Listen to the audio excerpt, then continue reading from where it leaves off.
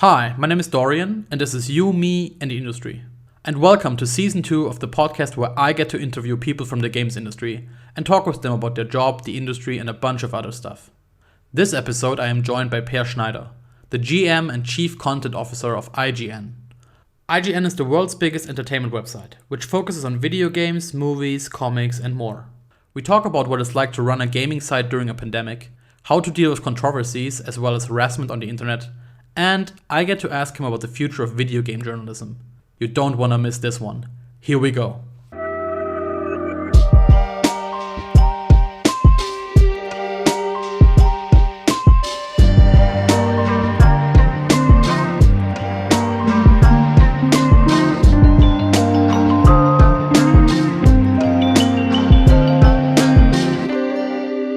Hello everyone and welcome to the show. Today I have an absolutely incredible guest to kick off the new season. He might be one of the most famous Germans currently working in the industry. He is the GM and the Chief Content Officer of the world's biggest gaming and entertainment media website IGN, which has been around for over 20 years. With me here, Per Schneider.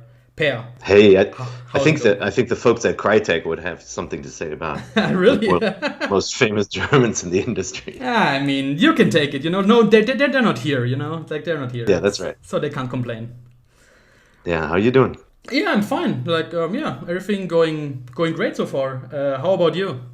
Good. Obviously it's a different year. It's a bit of a tough year, but we adjusted pretty well to it. And, I think we're making, as they say, we're making lemonade out of lemons. And I think we're learning some things about at-home production that can actually help us in the future. Right, yeah.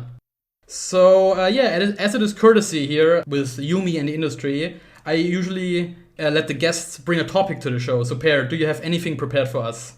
Yeah, I think it would be very topical if you haven't talked about this on your show yet to talk about production in the age of COVID-19. Mm-hmm. Changed. Media companies had to adjust in lots of different ways, and you can see it in the look of the programming. But just be lovely to talk about that a little bit. Yeah, perfect. So how has COVID impacted the work at IGN? Oh, not at all. No, it obviously, as we hit about March and, a couple of things happened. One, COVID impacted the industry as a whole in that with, people spending less time on their commutes and working from home, they now took to playing more games, right? And you saw this very, very clearly in games like Animal Crossing. Animal Crossing was like this silver bullet of hitting people right in the forehead when they were stuck at home and they couldn't travel. And there's this virtual travel and island building game. Mm-hmm. And then, with that came all this consumer interest in Animal Crossing and everything around it. The game got super popular on IGN, the strategy guide stuff, all the tip stuff, all the discussions, social commentary around just went completely berserk and got really, really popular. Yeah, crazy. So on the one hand, you had Animal Crossing and, a couple of other games just kind of taking off in popularity and people spending more time playing games and talking about games online. And you can see that in the traffic trajectory of a lot of games around the kind of March games media sites around the March, April timeframe. Mm-hmm. But secondly, our year of coverage has been largely the same for the last 15, almost 20 years, right? Where March is Game Developers Conference, we do interviews with devs, we talk about new tech and all of that. Then we head into June, and June is E3, all the big announcements, and it causes this great interest in traffic. And by the way, June is one of our most heavily advertised months, right? That's where we make most of our money outside of Q4 and the holiday season. Then you head into Comic-Con in July and all the big movie announcements and Marvel this and Star Wars that. And then, there's Disney's event as well. And then August, you got Gamescom. And so you got like a second E3. Mm-hmm. And so as we're heading into the year, suddenly everything was off. Yeah. And, it sounded like E3 would get canceled. So we immediately reached out to them and said, hey, if it gets canceled, we'll do COVID-safe production from our studios in San Francisco, LA, and London, and we will create an online E3 for you. And for whatever reasons, the ESA just couldn't make a decision on it, and went back and forth, and in the end just said, okay, we're not going to do one this year. We said, fine, we'll do Summer of Gaming, which was the exact same concept, just Yeah. different name, and started producing that. And, that was complicated Yeah, I can because imagine. not only, when you're sitting there in April or May, you're thinking, okay, this thing might be over in 2 months or 3 months. And so you're planning for studio production, but then we had to do it all from home. And then every publisher delayed their events and shifted stuff around, and announcements that were supposed to be on our show, like Resident Evil, for example, got shifted to a later date. And, it was more chaos than any year in the last 20 years when it comes to just you just like you couldn't sleep in a made bed because the bed was gone. You had to just make a new one, right? Yeah. And is there something like something even positive that you learned from this pandemic? Was there something that you realized? Well, we can create this content from home. We can do reviews still. We can create even like maybe something works better. Like like maybe something like scheduling interviews with devs or something is now easier than before. Yeah, absolutely. So yeah, a couple of things. Couple of things happened. For one, you realize how great your team is because they're able to pull off these things from home. When we're live streaming an event, we're not just streaming it to one platform like YouTube from somebody's laptop. It is a whole programming wheel with pre and post shows and pre-recorded segments that has to go to YouTube, Twitch, Twitter, IGN, Facebook. We live streamed to TikTok for the first time, and all of that. Our video tech team did from their homes and with the bandwidth of their houses, and had to upgrade there and all of that. So just the hustle was really impressive. And then people being able to get together across all the different all the different time zones and pull this off was really cool. We got lots of accolades from people in the industry, developers who obviously were struggling with producing their own content as well, on how professional it still looked and how well it worked out. And then, the other factor is you realized how, first of all, how the audience adjusts to the video quality not being as good. We put a lot of effort into making our productions look good and having beautifully lit studios and all of that. And suddenly, boom, it's people's homes and, people without makeup and all of that. And the audience didn't care.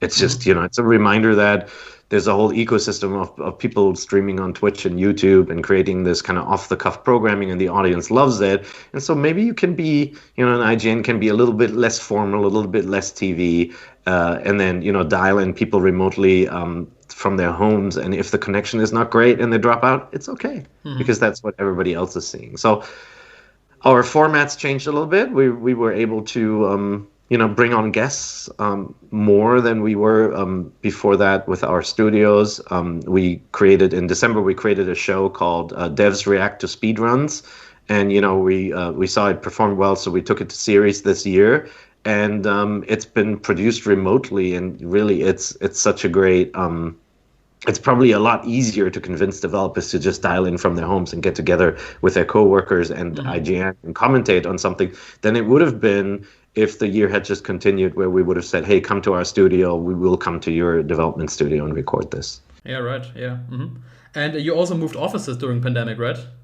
Well, I haven't completely moved yet. Oh, yeah. Basically, once you're a couple of months into the pandemic and people are saying, our corporate, we're owned by a company called Ziff Davis, which is part of J2. J2 Global, this big corporation with thousands of employees, right?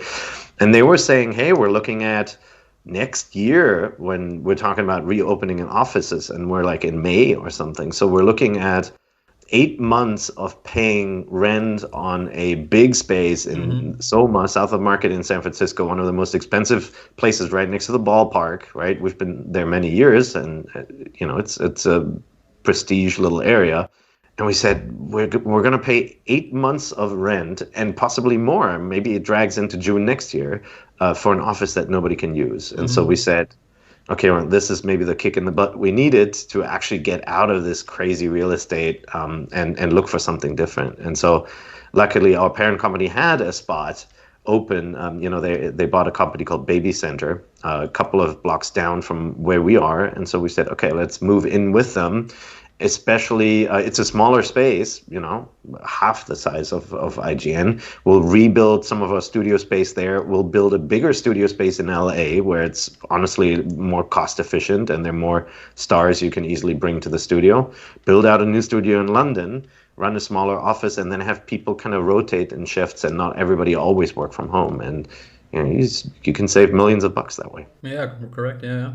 So we'll move in probably we'll see, right? Maybe we'll be able to go back to the offices in March with limited production and then bigger in June or July. We'll see. Mm-hmm. Yeah.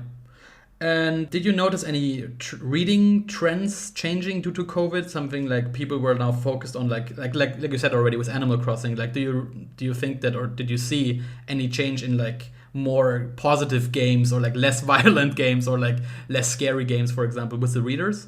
I mean, it's kind of tough to guess at a trend just from Animal Crossing being such an absolute overperformer. I can't stress that enough. If you look at Google Trends data, which is always a good way to see relatively what consumer interest is, you can see Fortnite is this steady stream, right? And it always spikes when there's a big event or a big new season announcement or something. You can see the consumer interest just fluctuates with these spikes, these peaks, and then goes back to normal. And normal for Fortnite is really big. And then you put Animal Crossing against it, and I always use the Ghostbusters line, that's a big Twinkie, because it is so freaking ginormous next to Fortnite. Just you can't imagine the amount of people looking for, what fish can you catch in April, or, how do you do this, how do you find that, was just so ginormous. And so I think that interest colors everything else. So maybe, some time went away from games like, some of the other more violent shooters towards more kind of, like escapist games like Animal Crossing. Certainly, you've seen Among Us peak to games that are a little bit more about multiplayer, online multiplayer and having fun rather than competition. Although, it's obviously very competitive. Yeah. But yeah, it's tough to tell. But Animal Crossing was like a Pokemon Go, not quite as big, but was this kind of cultural moment that I think colored the year. Mm-hmm. Yeah, and like I said, you've been around for almost, I think, like 25 years with the industry, and you've been running IGN for so long. So, do you think like now is like one of the biggest changes ever due to the year now? Yeah, this is such a sudden change, right? So much changing within the course of a couple of months. If you go back in time, many things changed, right? Think about when we started. The popular search engine was Excite at home, right? And then Google happened, and it's just you don't perceive that change, but Google can make or break your company, unless you figure out a way to become Google independent, like say like a Twitch, for example, is a platform, right? People start their experience on Twitch. They don't really discover Twitch through Google that much.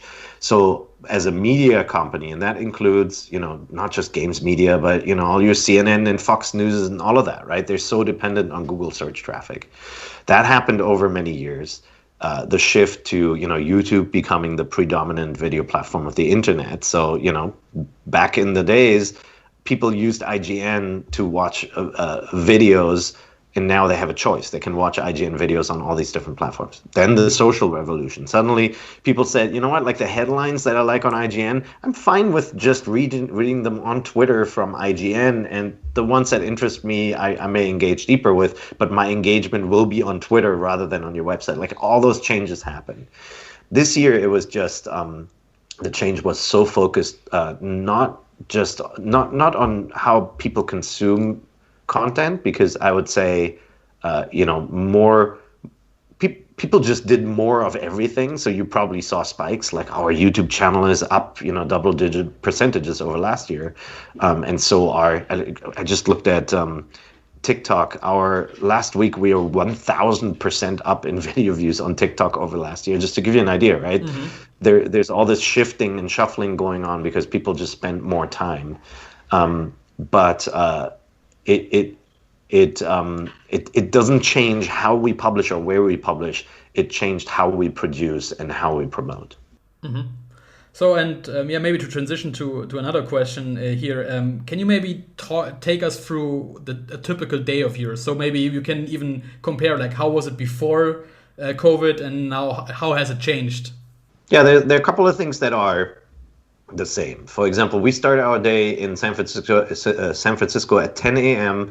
We have an editorial morning meeting where everyone from the editorial and video department, including some folks from my product team, engineers selectively, will join the stand-up meeting. It used to be in the office in San Francisco with, doing hangouts with our LA team, where we cover most of entertainment, like movies and TV.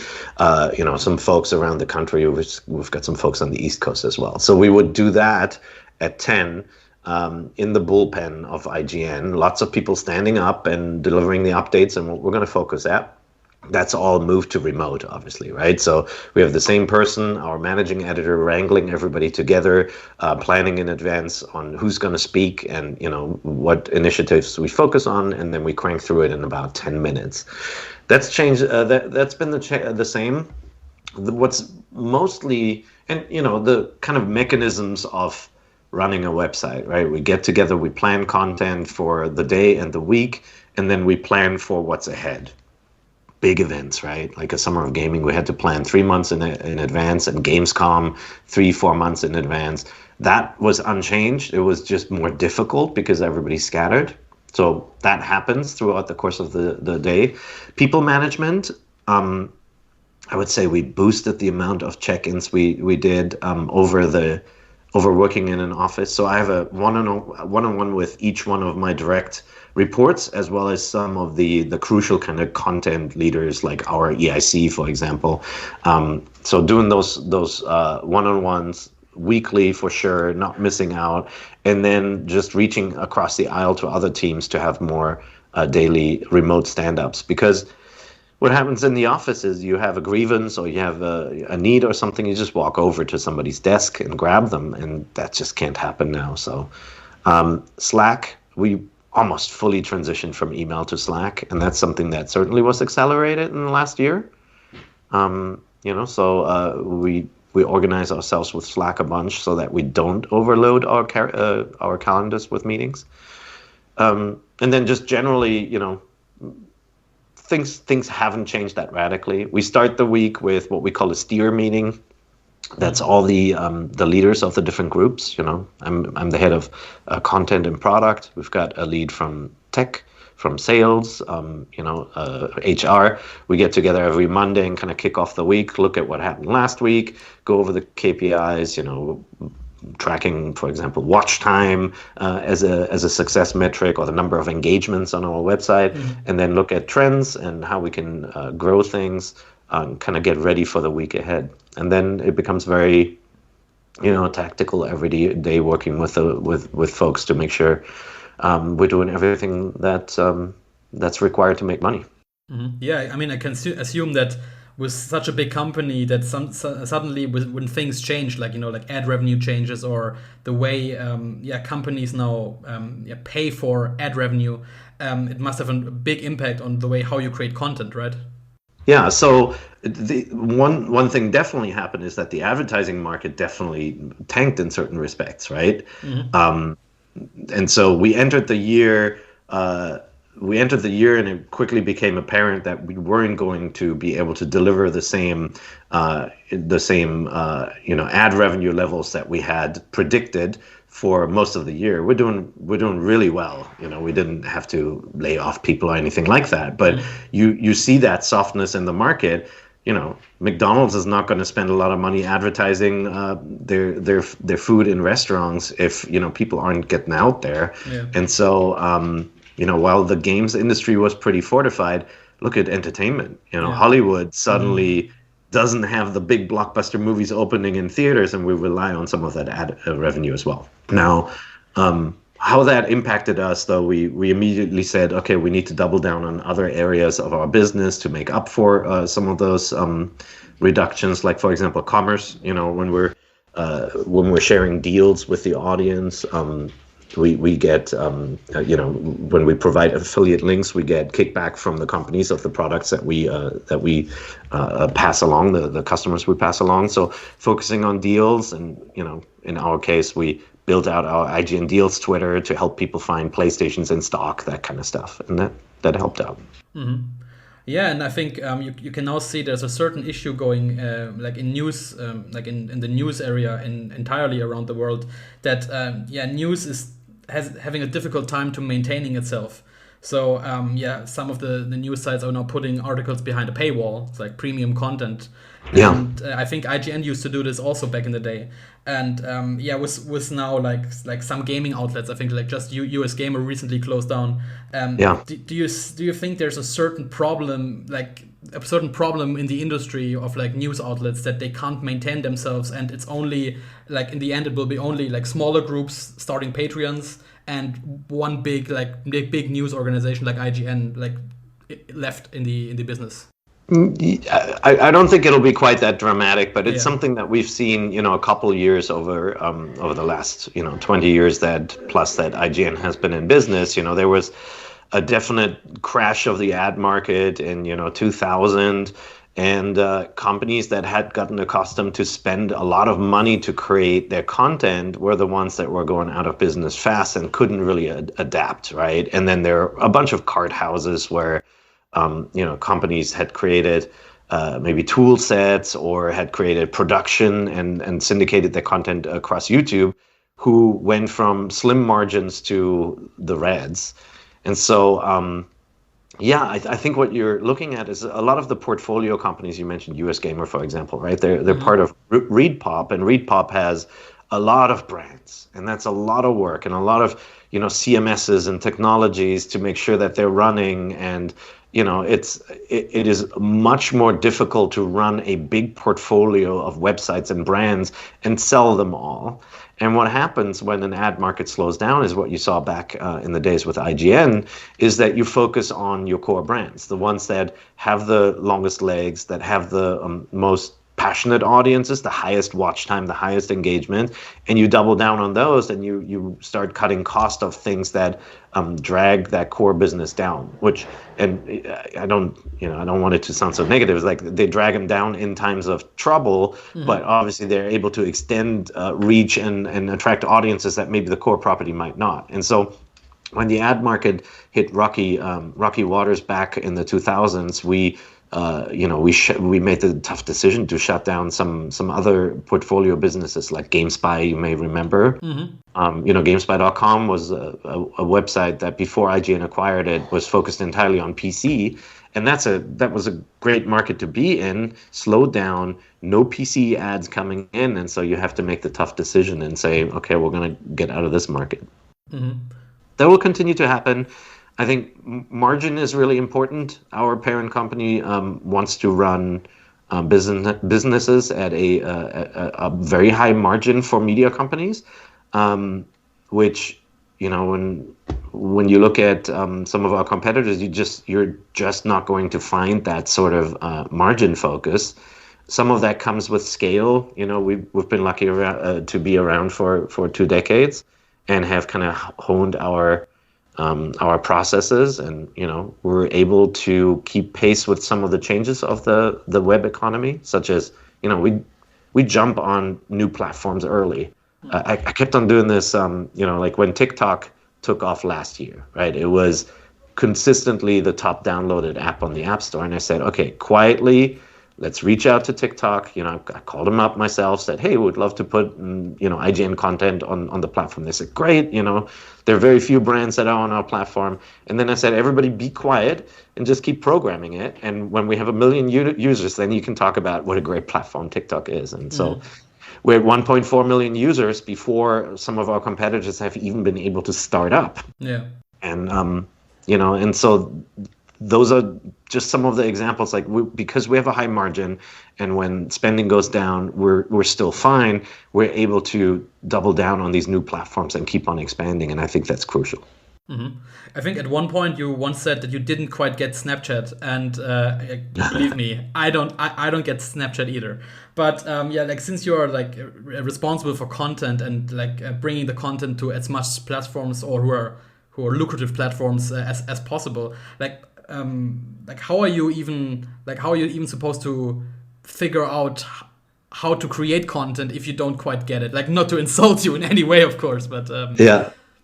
Well, I mean, I have a great team, right? So yeah. I'm going to turn 50 next year, right? And Snapchat and TikTok are platforms that are designed for younger audiences. And, you know, Snapchat, at least when it launched, was overwhelmingly female. It's kind of adjusted over the years.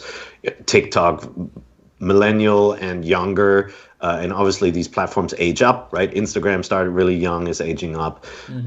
So, you know, it's all about hiring people who understand those platforms. Now, you know, I'm playing a little dumb. Of course, I understand Snapchat and I understand, you know, what audiences are looking for, because we create content, we put it out there, we see if people like it, if it gets consumed and shared. And then if it does, then we make more of it, right? And you can also see what other brands and influencers are doing on those platforms and learn from them. But no, what I kind of jokingly say, I don't get my kids either, right? They're sitting. Yeah.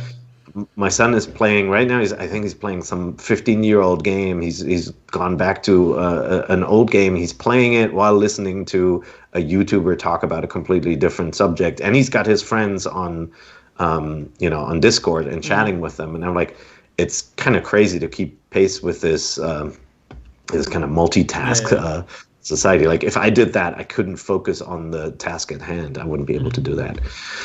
So Snapchat is a great example, though, where when we launched, we were part of a small group of brands that were able to publish their magazine basically to Snapchat. It was called Snapchat Discover.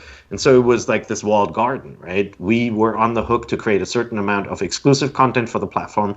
In return, Snapchat would promote you. The only way to get that was to stay on it, keep bugging Snapchat, tell them why IGN should be part of their platform, because they didn't come to us and they inherently weren't that interested. You know, that you'll notice that that's a theme with gaming, where it takes some companies a really long time to understand why gaming. You saw that even with Apple, right, where games weren't even a category, and you know we're still talking about the App Store, when honestly games and apps are not exactly the same thing.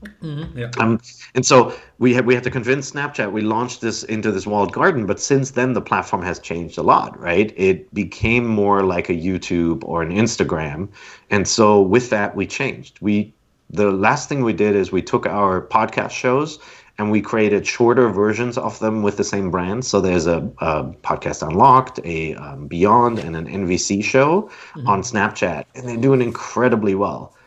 10 years ago, if you had said, hey, put Beyond on Snapchat, or 5 years ago, I would have said, no, it doesn't work. Long form content, talk show, you know, cast too old, they're not going to connect with that audience. And we were able to make it happen. And some of these episodes get hundreds of thousands of views. Yeah, and how do you figure out what works and what doesn't work? Do you think maybe it needs just a little bit more time until it takes fruition, or do you just think it doesn't work, just try something else? No, so we've learned again and again that if something doesn't work, if you just try it again a couple of months later and tweak it, there is a way to make it work. Not to say that, you know, like if you have a bad show or something the audience doesn't connect with, like there's no way to force it to work. But we had a couple of formats that struggled and that we were able to retool. No, the key is just to make sure you're measuring the right thing, right?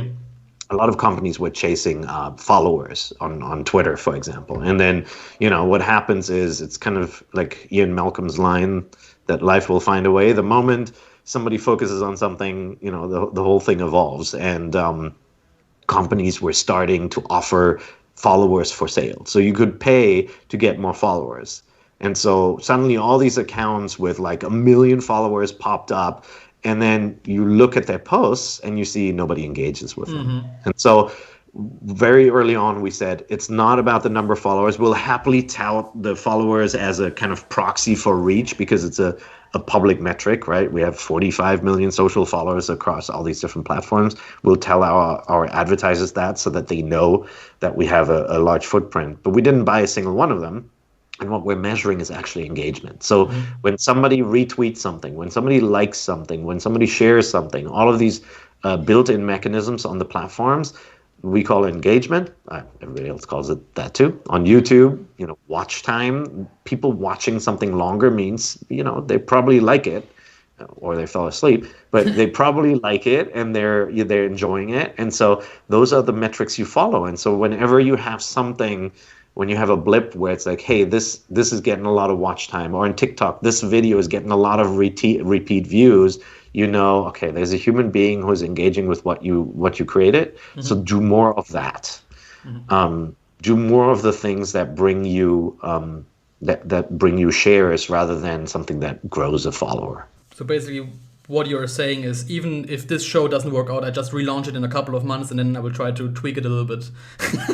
Yeah, do it differently. And there's some things, honestly, there's some things that are not going to work. And we're not great at sometimes moving away from something when we think something is good. Like we did some stuff, for example, for Facebook. When Facebook had its video watching initiative, we created content for them on Facebook Watch.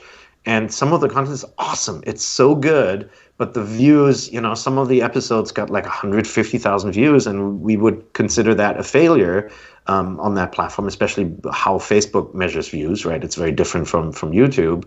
And so what do, right? You believe in the programming, you believe it's good, but just nobody on that platform engages with it. And so then the question is, can you take that content and try it on another platform and see if it works there? And our podcast shows are 1 hour talk shows.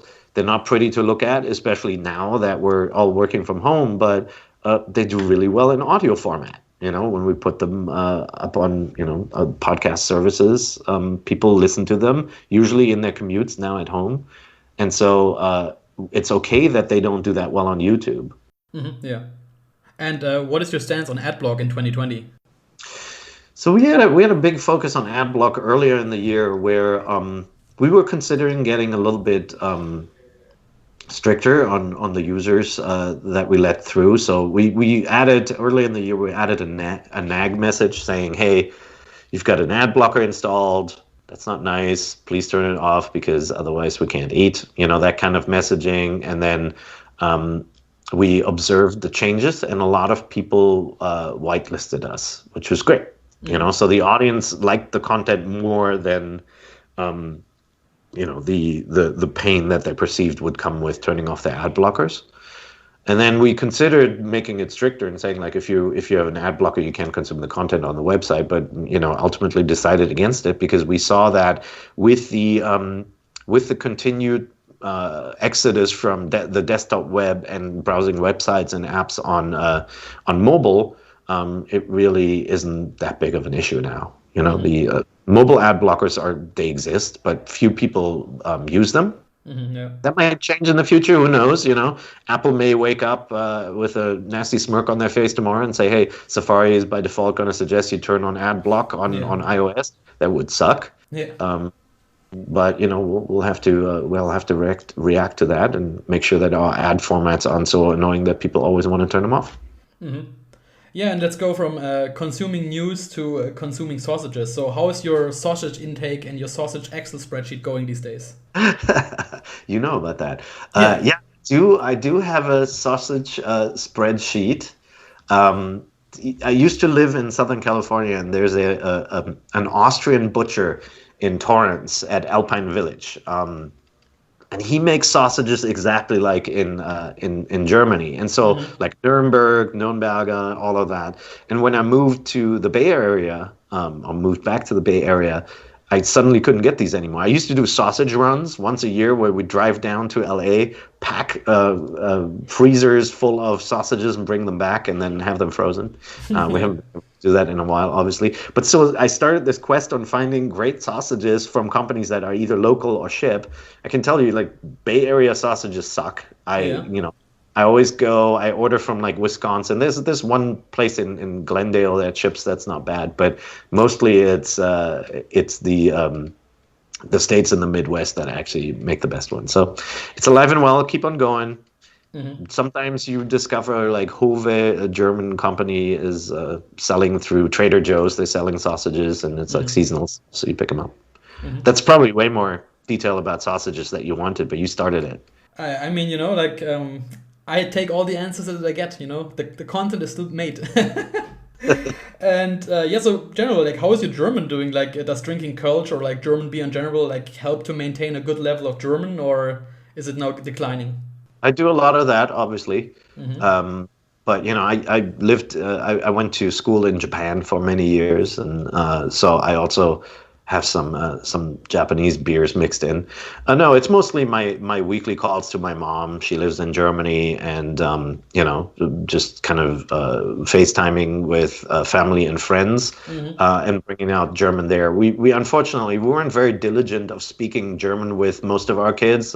With my daughter, my daughter went to they all learned German as kids, and then just kind of, I don't know, like, we're too lazy to keep it up, and we were too lazy to keep it up. When you're yelling at your kids, you want to get the point across as quickly as possible. So English was always the language of choice.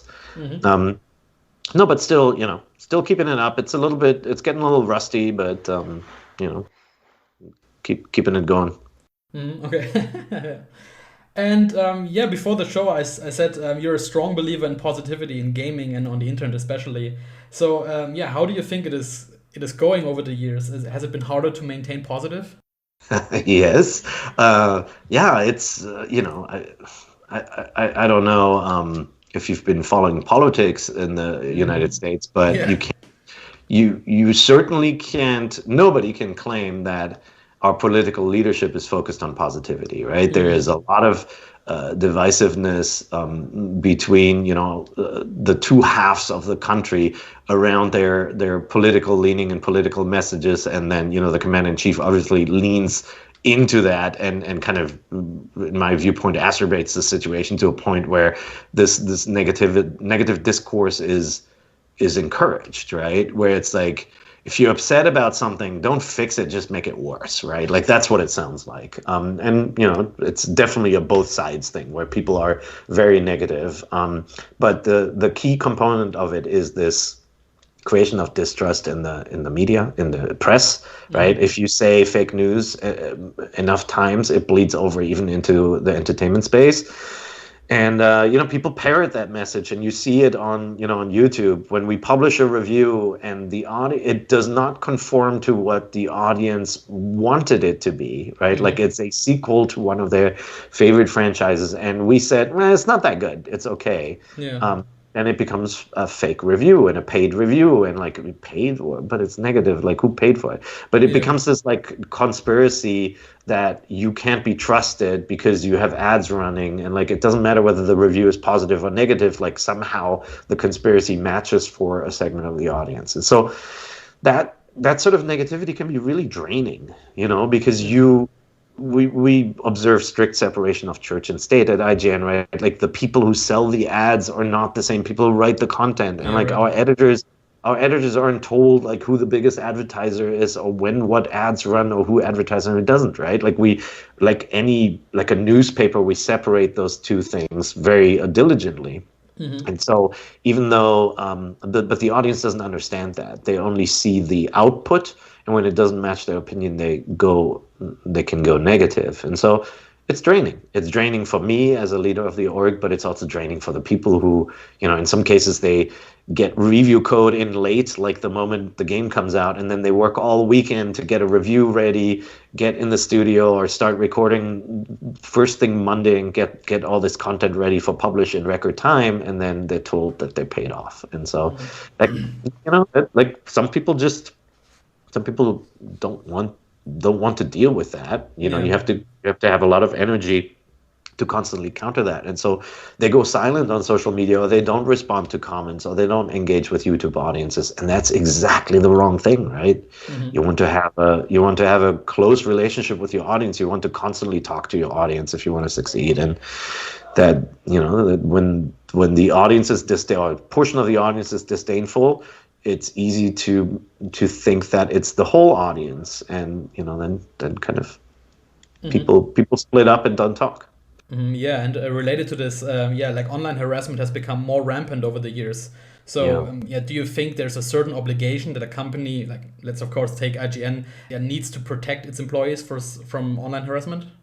Yeah, I think so. And, they're definitely, when it comes to comments, for example, like on our website, that's where it feels like we're most in control, right? It's a commenting system that we operate and we moderate, and so when bad agents enter and lever personal attacks at our writers and producers, we want to make sure that we take care of that. And so it's easy to say, hey, just engage with the audience and the discourse will be more positive. But the reality is it's such a trick, right? You get when you do that, you get exposed to the negativity and the insults, and the insults can hurt and it can really wear you down. The last thing at the end of the day, when you want to relax, is to have that stuff follow you and haunt you. And so, yeah, we're looking at a new commenting platform right now that makes moderation a little easier. It's quite frankly shocking how bad moderation tools still are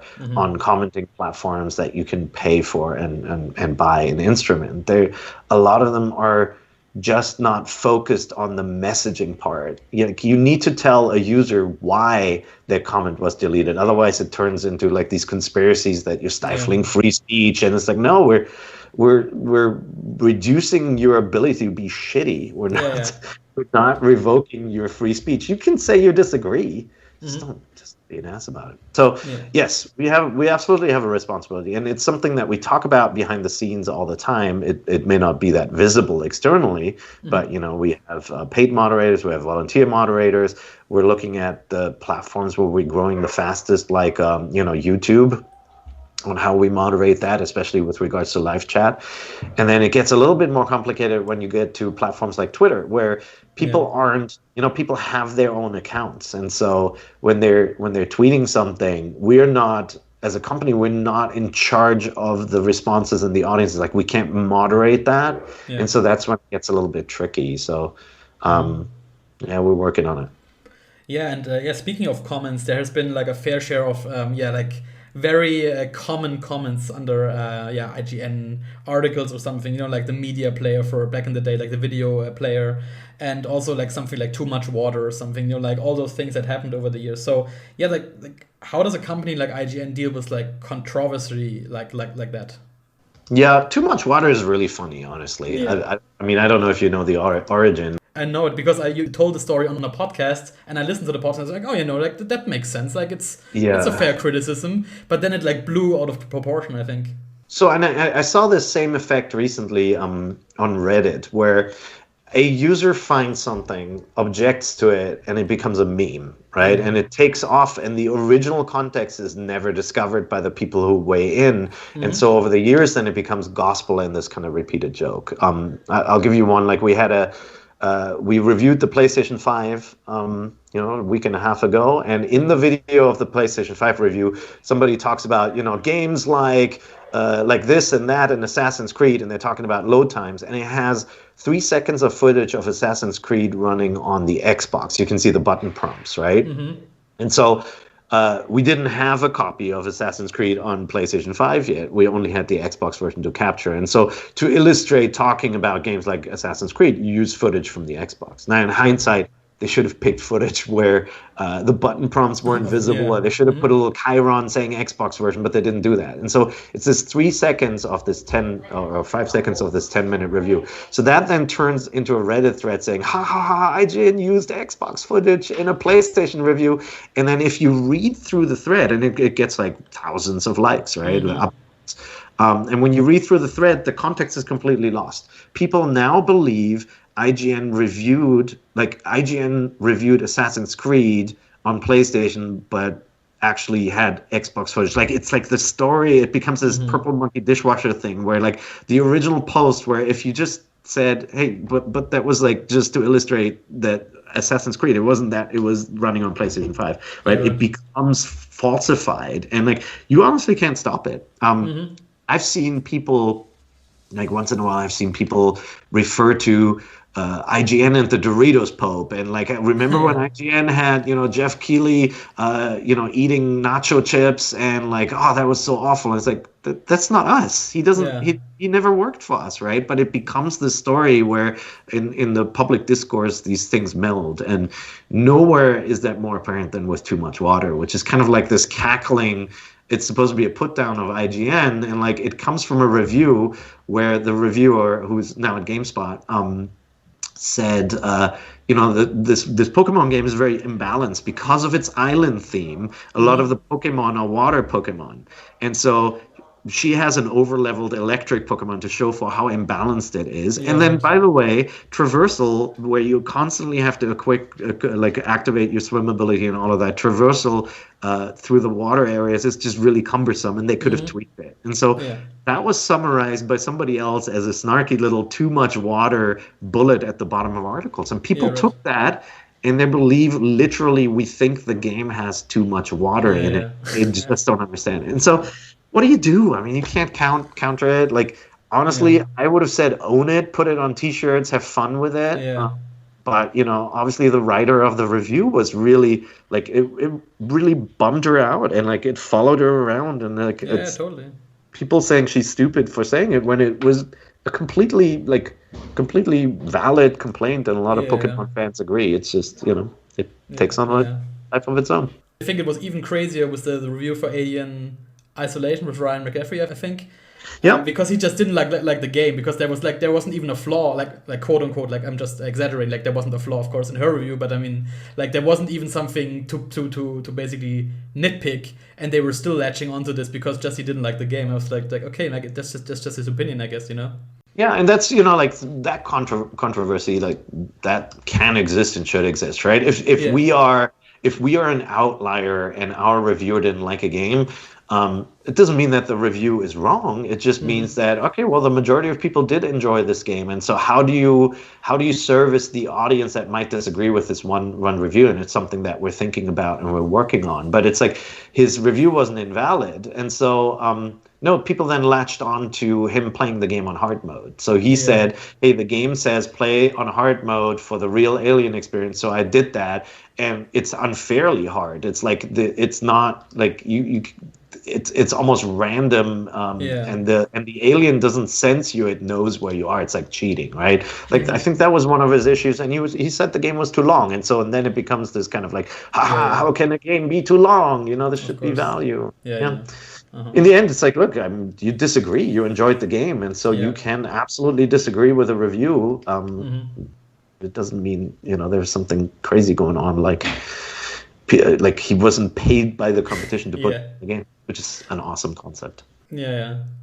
And speaking of reviews, and you already mentioned the reviews of the new consoles, Xbox Series X and PlayStation 5.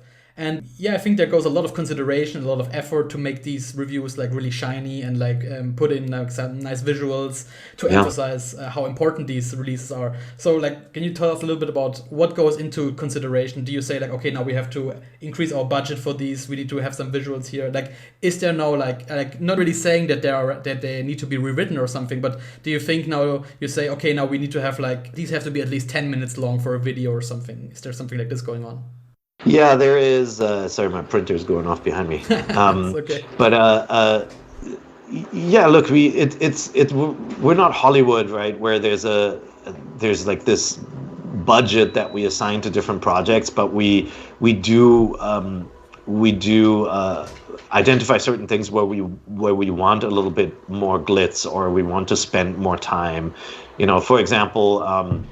You can crank out certain types of video very fast and very easily, and you can look at search trends and try to like play to that, and be very, very efficient with your, like the lowest amount of work for the biggest views kind of approach. And that's obviously, I talked about margin earlier. That's important if you want to maintain a positive margin for any media company.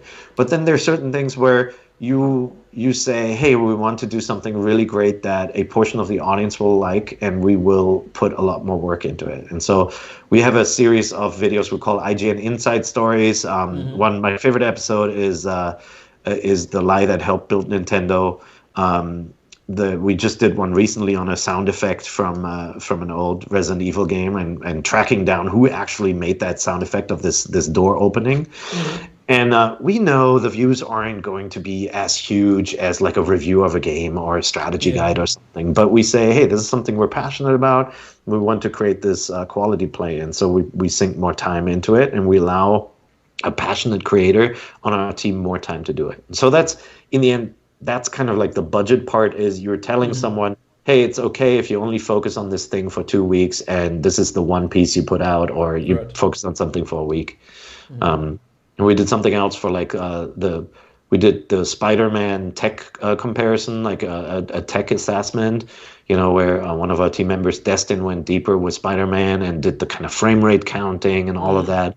And then, we got the developer to weigh in on it. And so we didn't have to reach out to the developer and integrate them, or we didn't have to do like overlays with, frame rates, but we wanted to try this out and see how the audience liked it. And if it's something that where more people watch this content, and then, it's money and time well spent.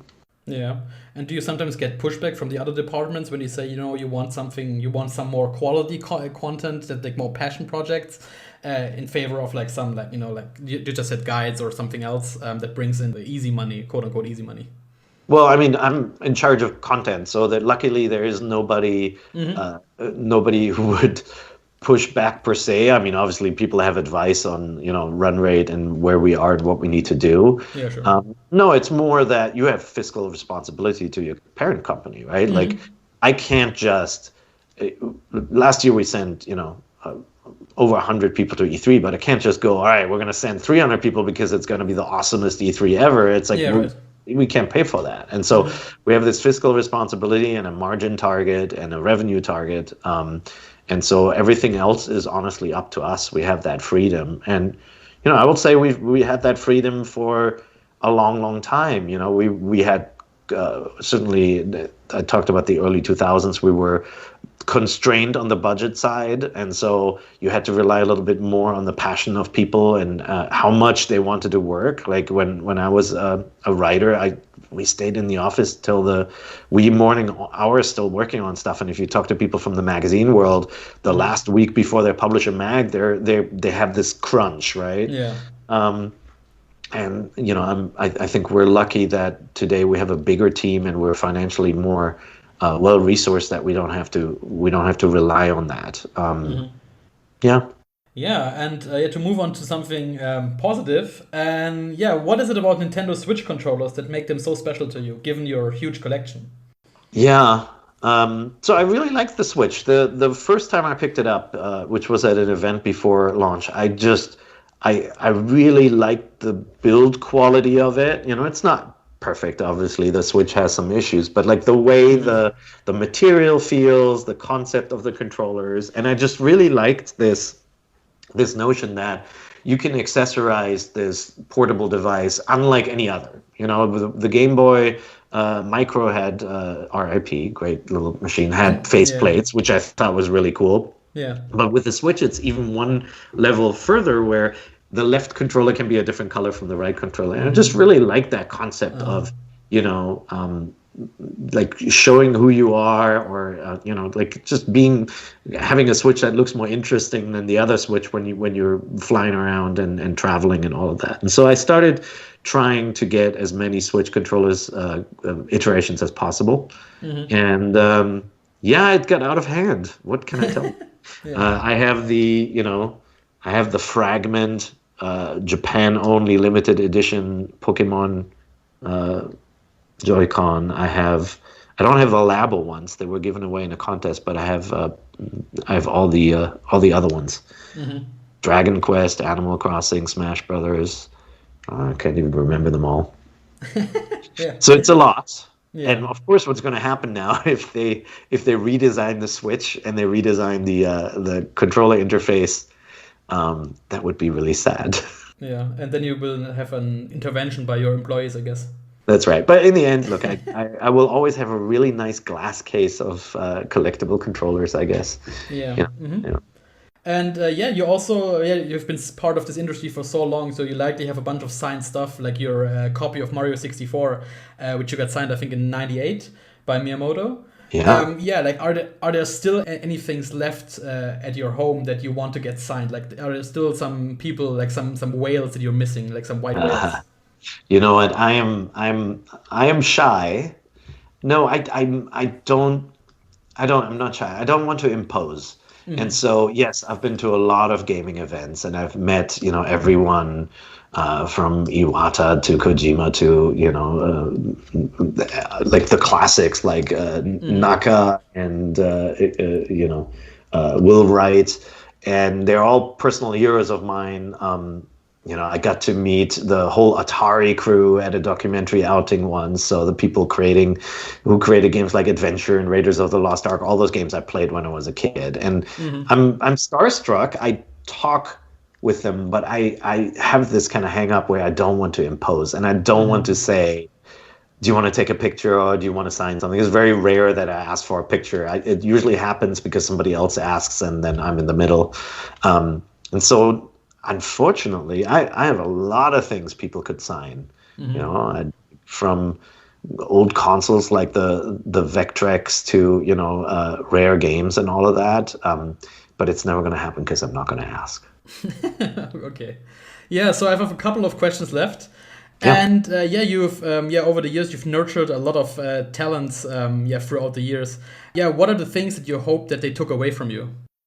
I mean, you said positive questions. I think a focus on positivity. It's very easy to get frustrated with a negative user, like somebody who challenges you on something. And like if you remain professional and you give a positive answer and you let people know how their shitty, comment makes you feel, you can be honest. I think the outcome will always be more positive and better than if you stoop to their level. And so, that sort of audience interaction, like be firm with someone who is being bad and tell them why, but don't stoop to their level and make fun of them the same way. And it's something, when I was a young journalist, I did that too. We made fun of people who said stupid things. And over the years, you learn it's better to tell them why they're wrong and, try and influence, because it's actually not the person you're talking to, it's everybody else. When you post a negative tweet response to a negative tweet at you, that tweet is for everybody else. Because, people will look at your response and they will think that that's who you are and that that's how you interact. And some people may think, hey, I love you, you're awesome, I'm going to interact the same way. So I hope people understand, even though they might just be covering movies and games and all of that, it might not be important. They're role models and there are other people who can learn from them. Yeah, words to live by.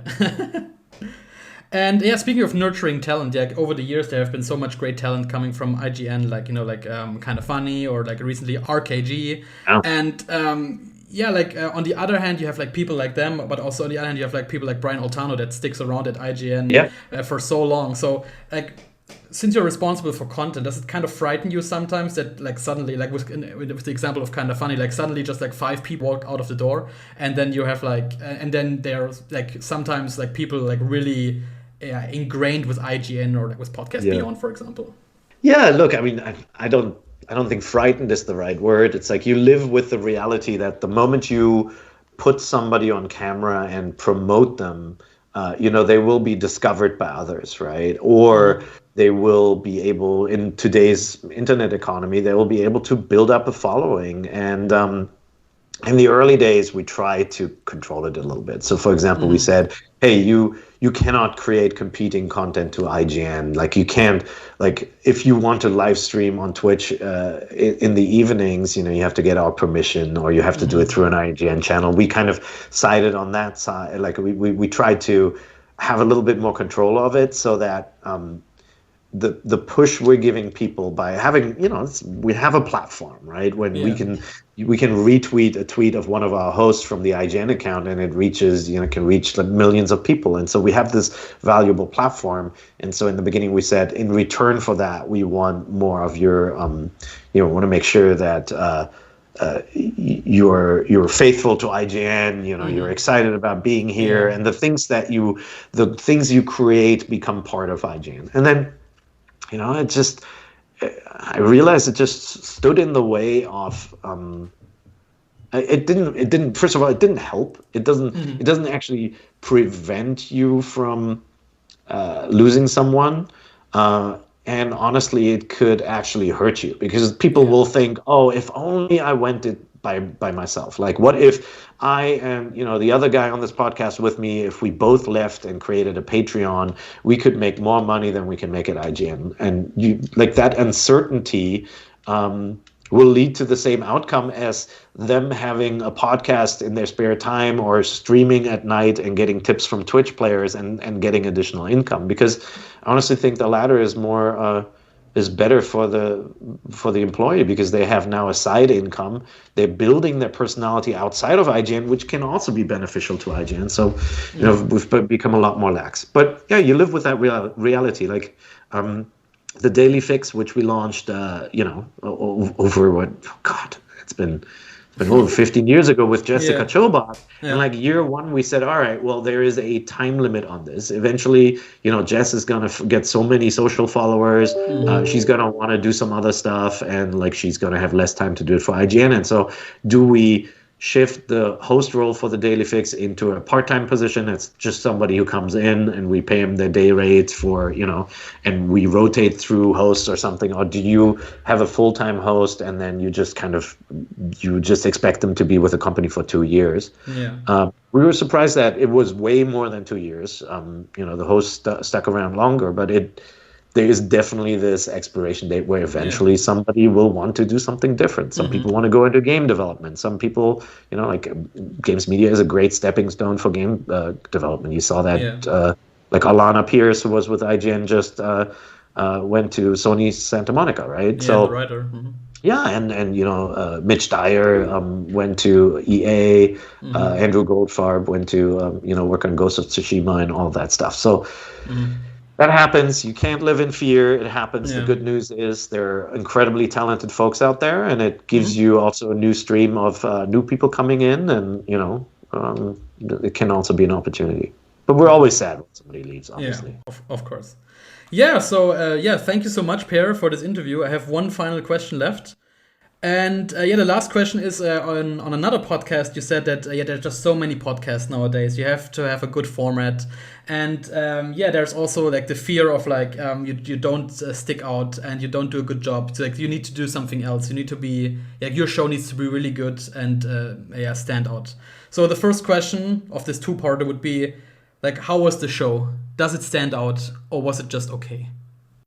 Your show, it was fun. It was good. Okay. No, I enjoy it. Look, I think you have to ask people to listen to it, because I like to talk, as you've noticed. Right. So I'll have fun if I get to talk. No, it's good. Okay. Yeah. Yeah, and like speaking of like growing the audience, like what tips would you give me? Yeah, look, I mean a good headline is key.